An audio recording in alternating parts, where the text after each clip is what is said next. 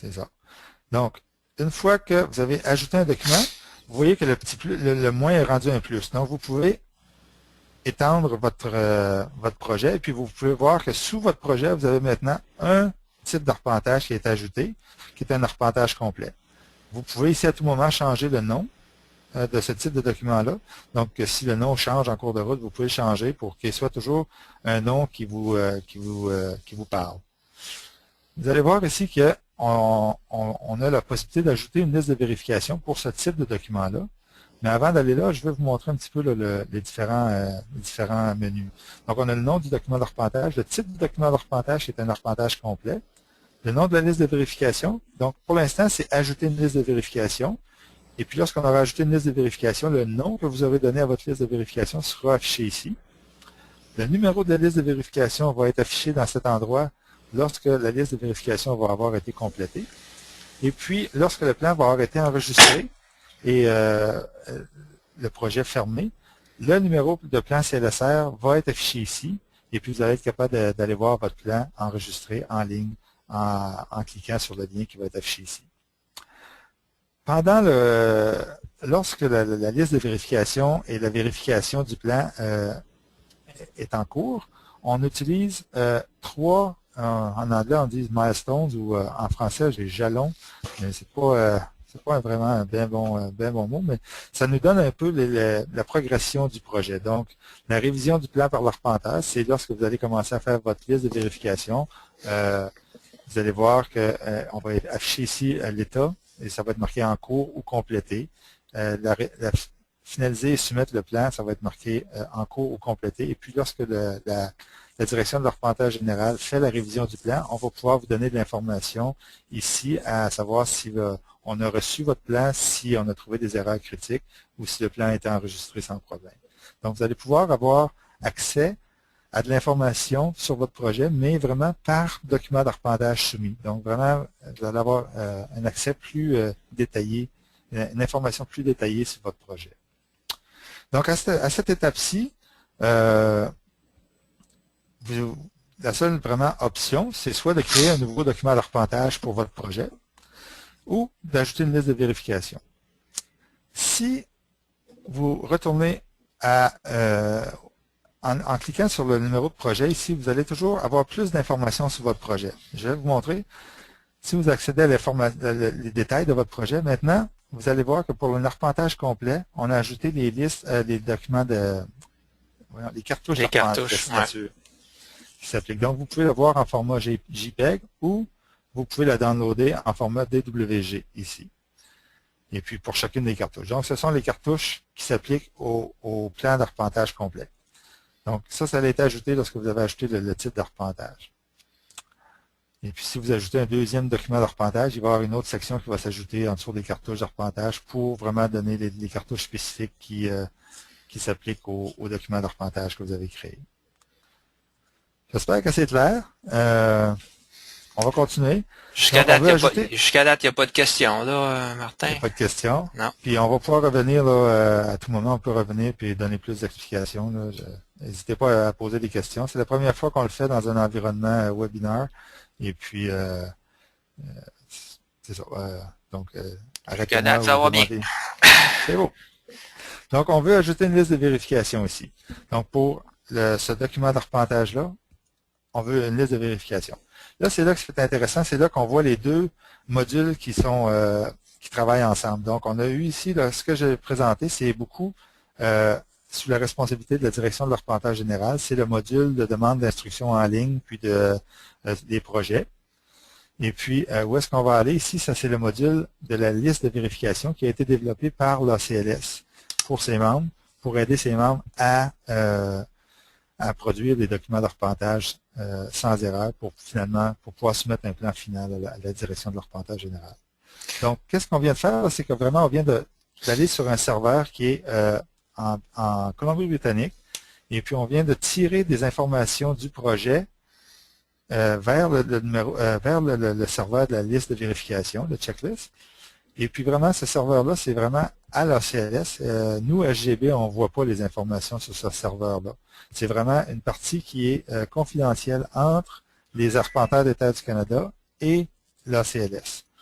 Et puis nous, on voit rien C'est ça. de ce serveur-là. C'est vraiment important de dire que c'est vraiment un outil entre l'ACLS et les membres. C'est important de mentionner parce que là, on fait la liste de vérification. La liste de vérification, en aucun moment, le personnel, la direction de l'arpenteur général voit l'information sur la liste de vérification. Jamais. C'est une liste qui va être acheminée à notre département d'inspection professionnelle. Et puis, nous, ce qu'on est intéressé, c'est d'obtenir un numéro. Lorsque vous allez mettre un numéro sur votre plan, nous, c'est la satisfaction que vous avez complété toutes les exigences de la liste de vérification, et puis c'est votre professionnalisme qui en fait foi. Et, nous, on va faire une révision basée sur des éléments critiques seulement. Donc, rendu ici, Jean-Claude, est-ce que je te laisse continuer? Oui. À ce moment-ci, comme Martin a mentionné, vous voyez l'information sur le projet, puis le type de plan, puis votre nom, et puis le détenteur de licence. Là, à ce moment-là, encore une fois, on va vous demander de donner un nom spécifique pour votre liste, un nom encore qui vous dit quelque chose. Puis, vous avez à décider, est-ce que vous avez des limites naturelles ou ça comprend des données géoréférencées? Je pense, Martin, on va faire l'exemple, données géoréférencées, OK. Puis, parce que ça amène aussi d'autres éléments à la liste de vérification. Alors, là, quand vous avez fait ce choix-là, vous créez la liste de vérification en cliquant « Créer une liste de vérification ». Alors, ça prend peut-être 15-20 secondes pour créer la liste, parce que ce qui arrive, c'est qu'il y a une énorme base de données de questions, puis dépendant du type de plan et d'arpentage, il va sélectionner les questions qui sont appropriées pour ce travail-là. Alors, quand vous voyez ce message-là, il vous donne le choix soit de retourner à vos projets, ou de consulter et actualiser votre liste de vérification. Normalement, à ce stage-ci du projet, vous allez vouloir consulter et actualiser la liste. Alors, vous cliquez sur cette icône-là. Et comme je vous dis, c'est quand même un travail d'aller chercher toutes les questions. Alors, voici votre liste de vérification. Alors, c'est divisé en sections. Par exemple, ici, il y en a peut-être 9. Là, il y a le titre du plan, la légende, la géoréférence, parce que vous avez demandé. Le diagramme du plan, la signature, ainsi de suite. Puis chaque section a un nombre de questions, comme par exemple le titre du plan, s'il y a 11 questions. Étant donné que vous n'avez pas commencé à remplir la liste, mais ça dit qu'il y a 0 questions de répondues sur les 11. Ainsi de suite, 0 sur 9, 0 sur 9.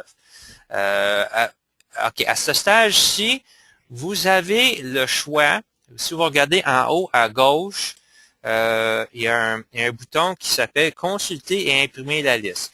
Si vous faites ça, qu'est-ce qui va arriver? C'est que ça va générer un copie PDF de votre liste de vérification. Si vous voulez vous parcourir, répondre aux questions de la liste sur un bout de papier, vous pouvez l'imprimer puis remplir le questionnaire, mais vous allez être obligé de revenir puis le remplir d'une façon numérique. Puis les deux autres boutons, il y a « Consulter le plan ». OK, tu es en train de gérer le PDF. OK. Ouais. Juste pour vous montrer que ça a l'air, là. Alors, c'est ça. Vous voyez un tableau, là, bien disposé, où vous pouvez répondre aux questions puis mettre des commentaires. C'est quelque chose que vous pouvez imprimer. Pour avoir accès ici, c'est là qu'il faut avoir le pop-up. Il faut enlever la fonction pop-up. Les bloqueurs du pop-up, là, il faut pas bloquer les pop-up parce que c'est un pop-up. OK. Puis les deux autres boutons, il y a consulter le plan. C'est quand vous avez fini de remplir la liste de vérification, puis vous avez soumis une copie PDF de votre plan, c'est la copie de plan que vous allez pouvoir consulter. Puis consulter la facture, c'est que on va y revenir tantôt, mais si vous avez fini de remplir la liste de vérification, soumis votre plan, c'est la facture pour le droit de plan et de repères que vous allez pouvoir consulter là. Mais il n'y en a pas actuellement, puis vous voyez qu'ils sont pas activés parce que vous n'êtes pas rendu là. Alors, Martin, je pense que tu vas peut-être appeler... OK. À tout moment, vous pouvez sauvegarder la liste. C'est-à-dire que vous pouvez commencer à la remplir. Mettons, vous faites le titre du plan, vous avez rempli 11 questions, mais la légende, il est rendu 5 heures l'après-midi, je vais faire ça demain. ben, vous cliquez sauvegarder la liste, puis vous allez pouvoir continuer parce que vous en êtes rendu le lendemain matin. Le bouton réinitialiser la liste, c'est que vous pouvez décider, bon, ben, je veux recommencer la liste. Je veux pas changer la liste, mais je veux recommencer à remplir les questions. Mais réinitialiser, ça va tout simplement effacer toutes les réponses, mais la liste va rester comme telle.